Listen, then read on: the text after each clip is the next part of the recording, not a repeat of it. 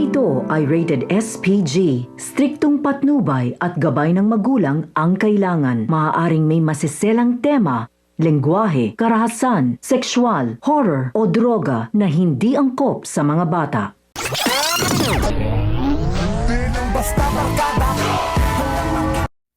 Hindi pa rin nga mapanatag si Marites hanggat na sa poder ng mga gerero ang kanyang anak na si Santino, kaya muli siyang nakiusap kay Tanggol na tulungan itong mailayo sa mga gerero.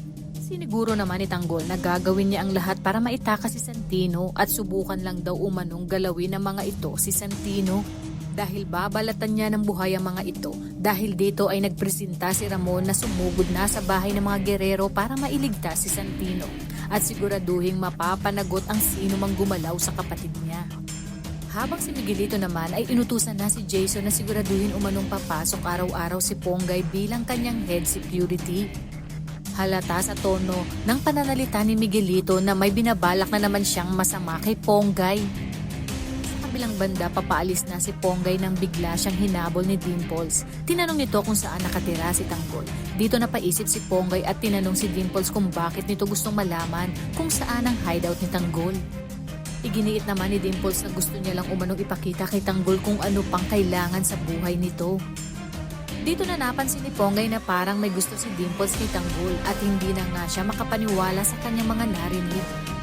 Pagdating naman ni Rigor ay agaw pansin ang kanyang bagong kotse. Kaya sa kanyang pagbaba ay agad itong pinuri ni Hector at isinabing napakaganda ng kotse nito. Naramdaman ni Rigor na parang binabara siya nito dahil may halong inis at inggit, kaya naman ibinato niya kay Hector ang susi at sinabi na kung talagang bilib siya ay ipark na lang nito ang kanyang kotse. Dahil sa ganitong paraan ay may naiambag na daw ito. Dumako naman tayo kay Dimples kung saan nagpumilit siyang mapuntahan talaga ang hideout ni Tanggol. Kaya naman palihim niyang sinundan si Ponggay kung saan naroon. Kaya sa pagpasok ni Dimples ay gulat na gulat siya nang makita niya si Rocky Boy, ang lalaking humalay at lumapastangan sa kanya na muntik nang malagay sa alanganin ng kanyang buhay. Nagulat din si Rocky Boy dahil alam niyang kilalang kilala siya ni Dimples. Kaya ang naging reaksyon ni Tanggol at Ponggay ay biglang nagduda. Sinabi ni Ponggay kay Tanggol na mukhang si Rocky Boy ay kilalang kilala ni Dimples.